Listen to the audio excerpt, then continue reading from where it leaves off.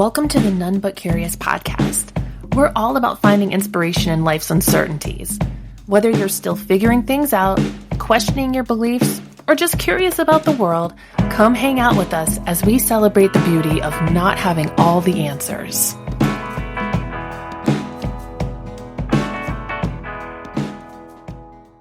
Every month, we will delve into the realms of art, music, literature, and nature, revealing remarkable qualities of the seemingly ordinary. Through this exploration, we will deepen our appreciation for the beauty and inspiration that surrounds us, discovering the sacredness within everyday moments. This month, we are considering maps. Maps show you where you are in relation to your external environment. Maps are more than just guides to physical locations. They're windows into both the tangible and intangible aspects of our world. They help us make sense of our surroundings, from the streets we navigate to the cultural landscapes we inhabit. Yet maps aren't just passive representations. They hold power to challenge established narratives of ownership and authority. Beyond their practical function, maps spark creativity across a spectrum of art forms, from painting to poetry. They're like blank canvases waiting for artists to weave their stories and interpretations into lines and symbols. In music, maps inspire melodies that transport us on journeys through soundscapes, while in literature, they become symbols of discovery and self-awareness. And in a world increasingly aware of environmental issues, maps offer glimpses into the intricate dance of ecosystems and humanity's place within it. Maps open doors to adventures of all sizes, inviting us to embark on journeys both grand and intimate. Picture yourself standing at a mall map. Where do you want to spend your money? Clothing, books, and gadgets await. And as you glance at a rail map, the possibilities unfold. Each destination promises new experiences and discoveries.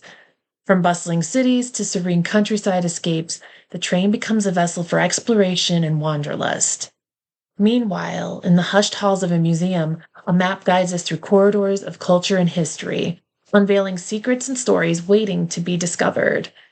And amidst the greenery of a park map, nature's wonders beckon, from winding trails to hidden nooks, each offering a glimpse into the beauty of the natural world.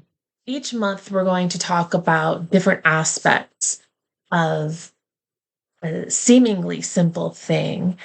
And as we go on and meet in person eventually, I am hoping that each one of us can bring a story associated with these seemingly mundane things.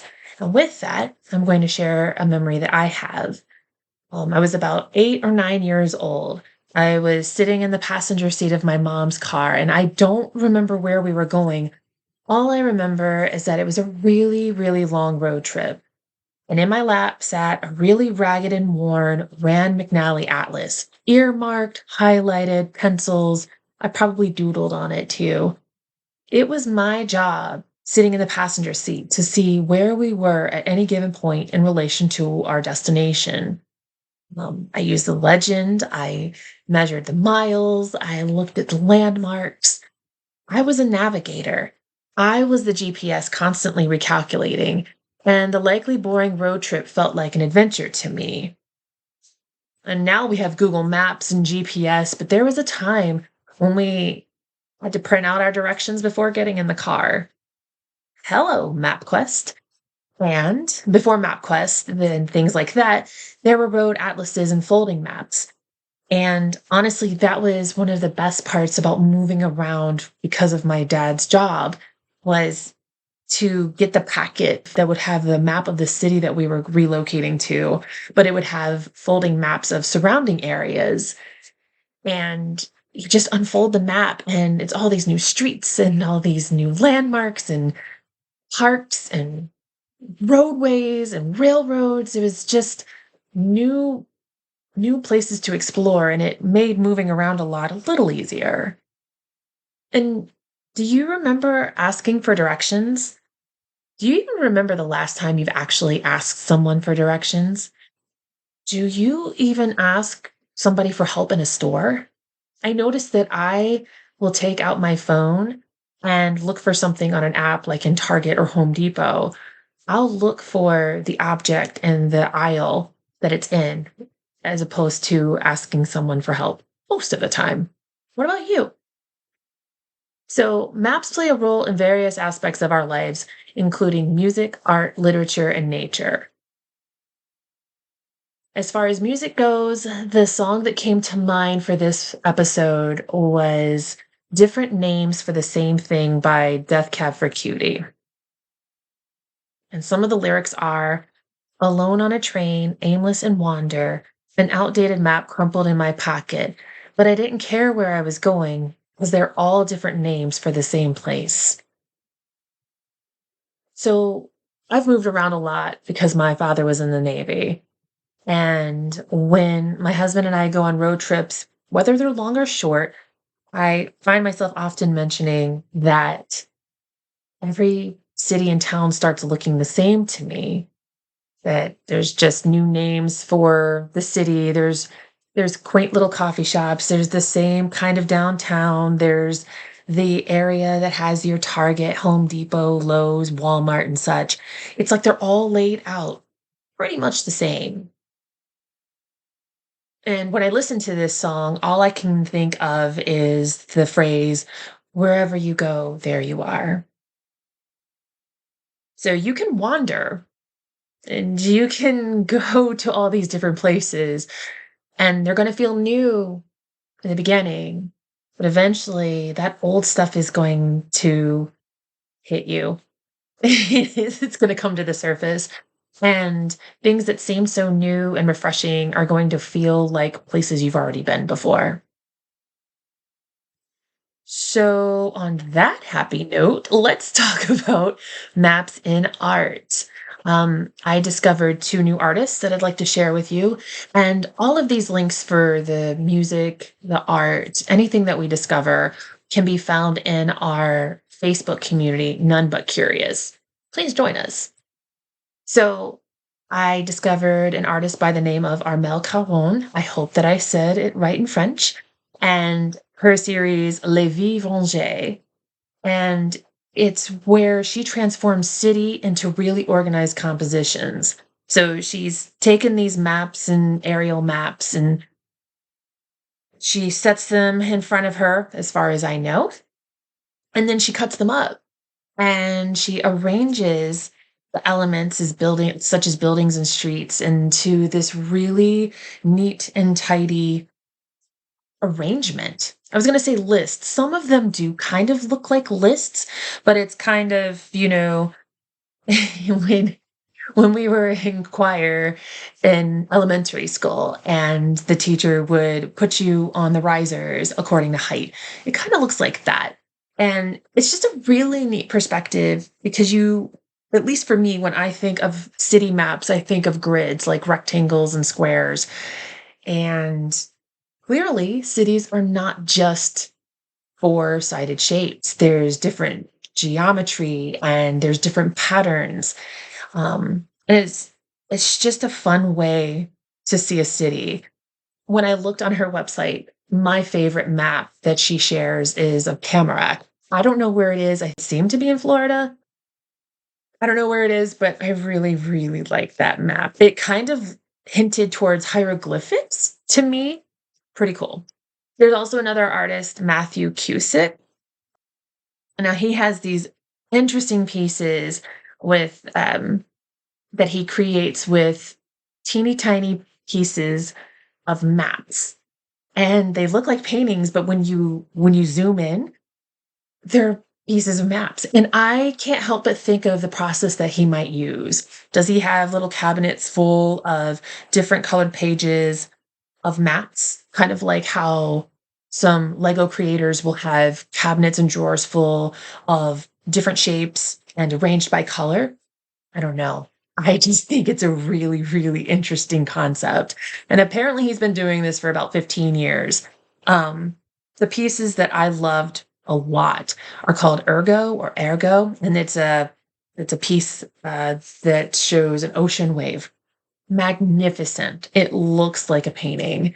And Malvo. And I really like Malvo because you can feel the love and the warmth coming from this piece. You can see it in the person's smile, in the way that they're just really relaxed. and the arm around the person, you can just feel the love and the embrace and the kindness. And I mean, it's just full of emotion. When you can look at art and it stimulates that much feeling, that's good stuff, at least I think. When I considered maps in literature, I considered the map of the London Underground in Neil Gaiman's book Neverwhere. And if you have never read it, it's a story about a regular guy, Richard, whose life changes when he helps a girl named Dor bleeding in the street. He gets pulled into a hidden world beneath the city, and Richard encounters all sorts of creatures on his journey back to the London above. And although I have not never, I haven't read Neverwhere in years, one of the parts of the books that I still think about from time to time is when Richard crosses a bridge, trudging through the darkness with a rat girl named Anastasia. The darkness is riddled with nightmares and it causes hallucinations, and it eventually takes Anastasia, kills her. Richard grabs one of the jewels that falls off of her necklace and keeps it, and he makes it across the bridge with the other creature they were with, and it all happens really quickly, but Richard is greatly affected by the event. I'm pretty sure this was like maybe a page or a paragraph, and it was just it just sits with me. So he was affected, I was too. And then as far as maps in nature go, I would like to share with you how to create a sound map. It's a mindfulness tool to help you become more present and to be here now. It's a really simple task. It's challenging in ways, but it's a very seemingly simple task. So you want to find a quiet and peaceful outdoor environment where you can sit comfortably and listen to the sounds around you. You can choose your backyard if it's nice and quiet. Mine is not. Dogs are barking constantly from next door. You could choose a garden, a forest, park, but you want to try and get to any natural setting away from distractions. All you really need is a piece of paper or a notebook and a pen or pencil, and then you sit and listen. Close your eyes, take a few deep breaths to center yourself, and then just listen to the sounds around you with focused attention. Notice the different layers of sound, what's near, what's far. How do the sounds rise and fall in intensity? What is their pitch, rhythm, their texture? Is it a natural sound? Man-made? And also take note of any thoughts or emotions that you experience as you listen. We're triggered by sights and smells. We're also triggered by sounds. And then after spending some time listening, you open your eyes and you take out your paper and your pen and you sketch a map. And you can use symbols or drawings to represent each sound, or you can write down little scribbles of brief descriptions, whatever your preference. And so you can do this in natural settings and it helps you stay in the present moment. And then once you want to level up, you go into a really noisy city and then you do it again. And that's a fun experience. So, as I wrap up our exploration of art, music, literature, and nature today, I invite you to share your own discoveries of maps with the rest of us in our None But Curious Facebook community. Whether it's a favorite piece of artwork, a song that is stuck in your head that takes you on a journey, any kind of maps that you have encountered in literature that fascinate you, whether it's a map that tells a story or just really interesting to look at. We all want to learn more. Don't forget to subscribe to this podcast and review so that we can help more people find it. And until next time, continue revealing the magic in the mundane.